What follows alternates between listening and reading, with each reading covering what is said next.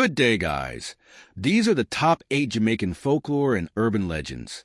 Starting off at number 8 now, we have duppies. This is a word of Jamaican origin meaning ghost or spirit. They are generally regarded as evil, coming out to haunt people at night. They've been seen by many Jamaicans and come in a number of different forms, some of which we'll be discussing later. A duppy is regarded as a powerful being that can visit any time of the day or night and cause havoc or pain to invoke maximum fear in their chosen victim. They are often the soul of a dead person that can take on human or animal form and sometimes appear as a bull-like creature bound in chains. Many people fear that when their enemies die, they will come back to haunt them as a duppy. Contrary to belief, this works alongside the belief in heaven. It's thought that after death, the soul of a person deemed as good goes to heaven to be judged by God. Before that, the spirit remains attached to the body for 3 days. This is the time when the spirits have a chance to escape and become a duppy. Duppy sightings often describe them violently attacking people, sometimes with rocks, other times by violently shaking them. We have a specific type of duppy now at number 7 with the rolling calf. Some say this is the worst and most feared of all the spirits. The rolling part of the name means roaming.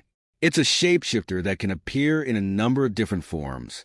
It's said that the most common are that of a hornless goat, black or white or spotted. One of its front legs is human, the other is that of a horse, and the 2 hind legs are a goat's. Its tail curls over its back.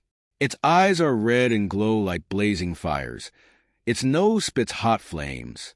There is a collar on its neck with a chain that rattles and drags on the ground, warning people of its approach. A rolling calf is created from the soul of an especially evil person. Murderers will always return as a rolling calf. They seek to continue their evil ways by blowing bad breath on people, which can cause all kinds of calamity and suffering. They are said to be found in bamboo and cottonwood, as well as caves as abandoned houses. Even so, they have been known to turn up pretty much wherever they please, bringing fear into the hearts of those in the area. Next up at number 6 we have O.L. Hyde. This is said to be a witch-like creature, who is particularly gross in my opinion. She is said to shed her skin and fly by night, taking on the form of an evil owl. Her weapon of choice to kill humans is to suck out their breath when they are sleeping. Using this method, she is said to be especially dangerous to babies. However, her need to shed skin, while disgusting, is also the source of her weakness.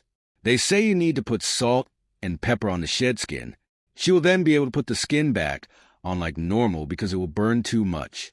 As the layers shed, she becomes weaker and vulnerable to attack.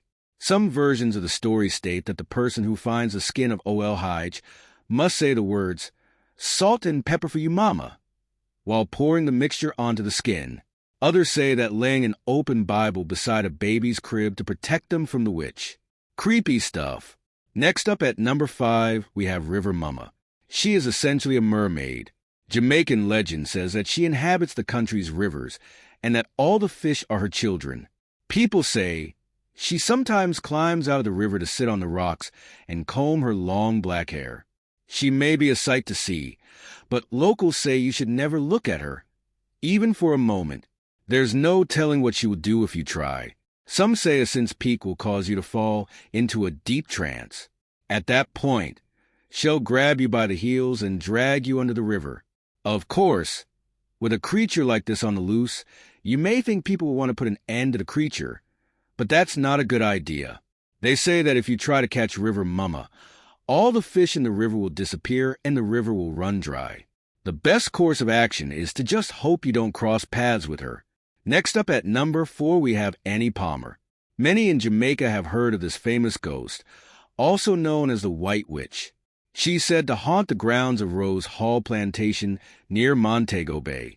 The story goes that she was born in Haiti to an English mother and Irish father, spending most of her life there. When her parents died of yellow fever, she was adopted by a nanny who taught her witchcraft and voodoo. Annie moved to Jamaica and married John Palmer, owner of the Rose Hall Plantation. Corrupted by the witchcraft she had been taught, Annie murdered her husband and also her next 2 husbands, while also killing a number of male plantation slaves. Her killing spree was eventually brought to an end when she herself was murdered by a slave named Taku. She had met her match in him, as he was also trained in the ways of witchcraft. Local legend says that her tomb was supposed to be sealed with a voodoo ritual that would have kept her spirit imprisoned there forever. However, the ritual was never completed, leaving her ghost to roam free.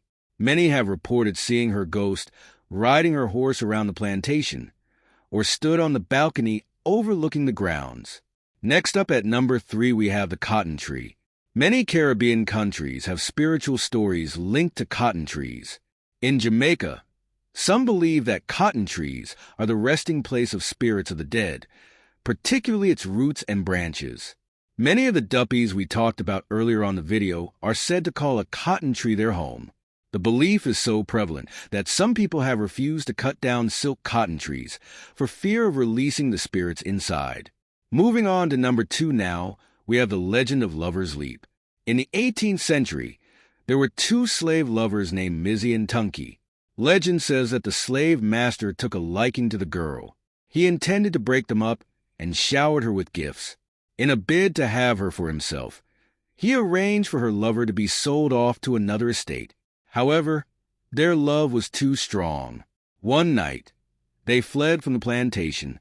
Eventually, though, their captors caught up with them and chased them to the edge of a large cliff. After a few moments, they made up their minds and knew what they wanted to do. Rather than face being caught and separated, the pair chose to end their lives by jumping off the cliff together. Forevermore, that spot was named Lover's Leap in dedication to their love in the face of such evil. Local legend says their spirits still live there, bound to each other. Some say that if you stand on the cliff and look up on a clear night, you may catch a glimpse of 2 falling stars, tumbling side by side. Moving on to number 1 now have the Flat Bridge Horror.